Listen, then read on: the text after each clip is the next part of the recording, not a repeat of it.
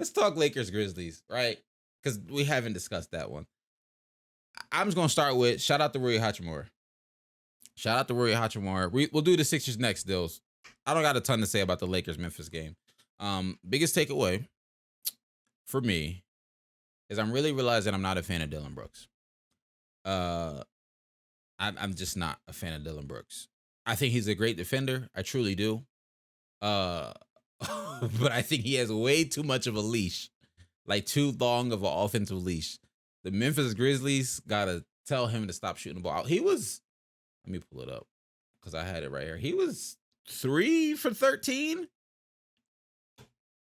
in game 3. In game 3 in our last game. Let's go game recap. Let's go box score.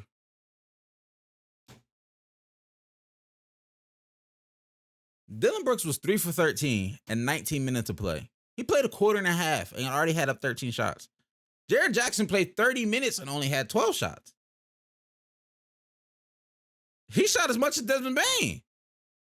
Like, they need to rework this offense because I'm going to be honest with you. I feel like at this point, part of the Lakers game plan is like, yo, Dillon Brooks, shoot the ball. Yeah, Dillon Brooks, take shots. Dillon Brooks, go ahead. Do what you want, Dillon. Do what you want. Shout out to Ja Morant, though. He had an absolutely amazing game. He had 45, was phenomenal in that game, even coming back and battling through, that hand injury that he was, working through and working with.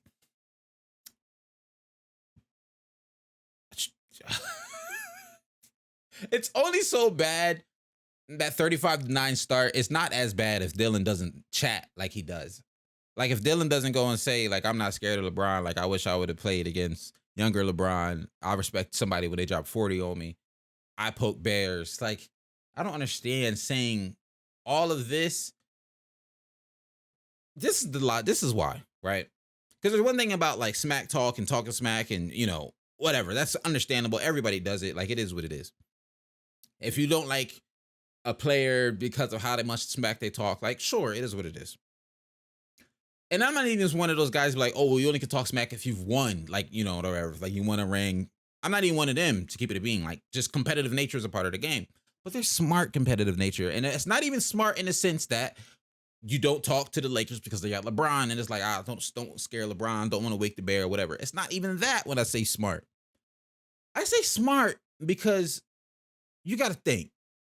And this is shout out to Ja for even having the game he had. But when he's saying all this stuff, Ja, we don't know what he's going to look like because his hands hurt. We're like, is he even going to be able to play? How is he going to look if he does play? Once again, shout out to him. 45. Blew my mind. I didn't think he was going to be able to do that. But you're still missing Steven Adams. And you're still missing, why is his name slipping my mind? But they're missing Steven Adams and the other guy.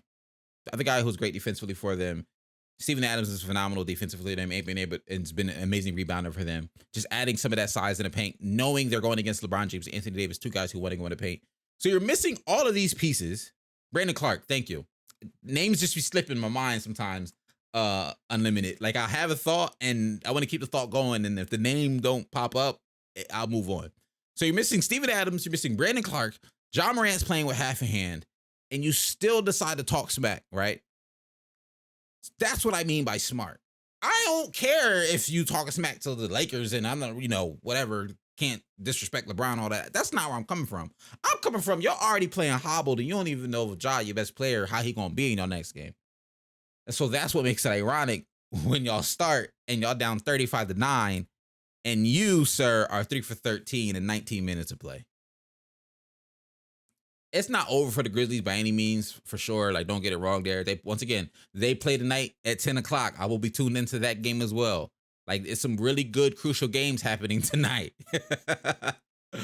But I don't know why you I don't know why you do that. I don't know why you go ahead and say that. I don't know why you have that conversation with him. Because all things considered. But once again, shout out to Rui Hachimura. Had an absolutely amazing game. Rui Hachimura, that's the thing that pisses me off about the Lakers.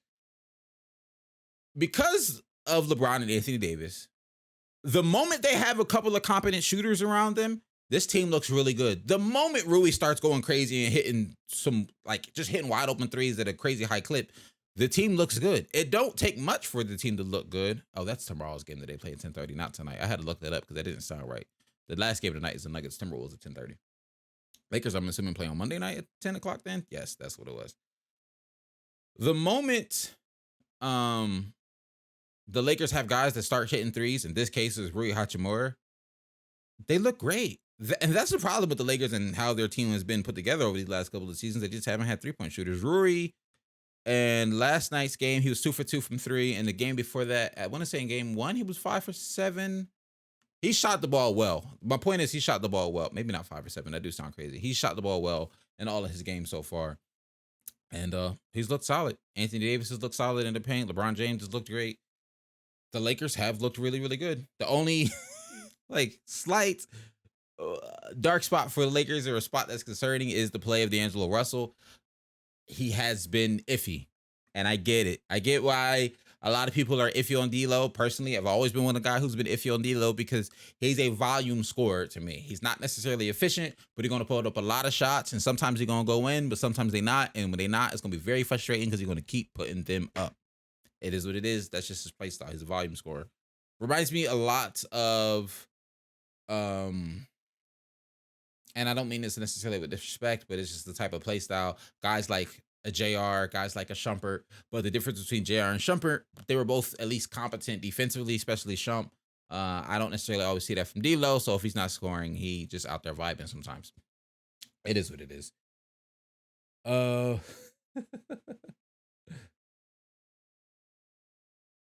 And also, while speaking on the Lakers, one of the things that has me hesitant about the Lakers in terms of, even if you beat the Grizzlies, I'm still not crazy high on them, because sometimes I am high. Y'all saw me on here a couple of weeks ago. I was like, yo, the Lakers are phenomenal. The Lakers look amazing. But one of the reasons I'm still like, I don't necessarily know all the time, is because in these games, the Lakers have shot the, like, how could I phrase this? Some of the other guys, the Grizzlies aren't necessarily playing bad. I guess the Lakers, I don't know. I still don't know how far I want the Lakers to go, because I don't know how confident I am in some of the other guys hitting their shots when they're open. That's how I feel about the Lakers currently. Can their guys hit shots when they're open? Sure. Austin Reeves has been solid this season, most of this season. Rui, like I said, hits his open shots. But even in that last game, I'm looking at it. Rui was 2 for 2 from 3, but then still D'Lo's 2 for 7. Reeves was 1 for 4. Anthony Davis was 1 for 4. LeBron was 0 for 4. Shooters 1 for 3. If Steven Adams was here, how many shots are they getting in the paint? How often are the Lakers attacking the basket to get into the paint? They're missing a lot of defense. I know they still have Jaren Jackson Jr., but he's only one person. He only can do so much. And considering how much the Lakers like to attack the basket with LeBron and AD, it's a lot. I still don't know how much I like the Lakers' chances to go all the way, to keep it a bean. Let's say the Lakers move on to round 2. Could they beat Golden State or Sacramento? I don't know. Truthfully, like, I think there's a world, if I put it this way, if I had to bet money, if they face those teams, I would probably take either both Golden State or Sacramento over the Lakers. Mainly because I don't think the Lakers are going to be able to generate shots, right? LeBron and Anthony Davis are going to get their guys open. I just don't know if I trust them to hit those shots when they're open. So we'll see.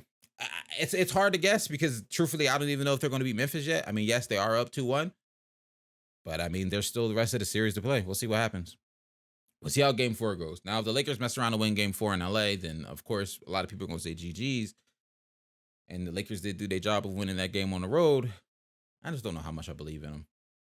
And I think seeing how Sacramento and how Golden State have been playing, their offense is way better in my mind than the Lakers defense so far. Like, I know the Lakers defensively have been phenomenal, but both the Sacramento Kings and Golden State Warriors have some of the best offenses in the league, and I don't know if the Lakers can stop that. And ironically, I actually think Golden State would probably match up with the Lakers better in terms of interior defenders, because you got Draymond Green and Kevon Looney, who are both solid defensively. So I'd be almost interested to see a Golden State Warriors and Lakers match up more. That's what I was thinking. I don't know if the Lakers would be a bad matchup for the Kings. Sabonis is a big body, but he's not necessarily a like defensive body, but he's an amazing rebounder. So that's one of the things that at least make him solid defensively. I don't know. That's tough. You got Alex Len off the bench, so that's another big body, but truthfully think all Anthony Davis is going to do is get him in foul trouble, like very quickly, because he's such a big body. But I don't think the Lakers have the capacity to keep up with the Kings scoring. Like, I think the Kings are still going to be. Oh, you're taking the Lakers? I mean, and I get it. Anthony Davis could probably have a field day against Sabonis. But even if Anthony Davis gets you, that's my only if with the Lakers. Anthony Davis gives you 30, LeBron gives you 30, that's 60 points. You got to come up with, against the Kings, you got to come up with another 60, because the Kings are going to score 120. You're not stopping them from scoring 120. Like, the Kings are going to get to their 120. So if AD got 30, Bron got 30, that's 60. If AD got 40, Bron got 40, that's only 80. You still need 40 more points. I just don't know where 40 more points are coming from. You can say it's Rui Hachimura. He ain't proved us wrong yet. You know what I'm saying? Like, part of it's like, yeah, Rui's been going crazy, and we keep saying, okay, it's only one game when it's going to be over. That's become a meme now, because it ain't just been one game, it's been 3. So we'll see. That's why I'm like hesitant with the Lakers, because the defense is there. LeBron and Anthony Davis is there. But where else is the scoring coming from? I don't know.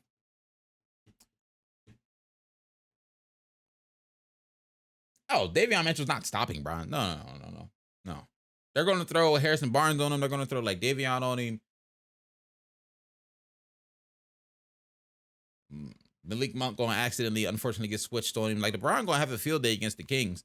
That's one of the things that sucks for the Kings. They don't have necessarily big wing defenders out. I guess Harrison Barnes is their big wing defender. And that's not amazing. You know what I'm saying?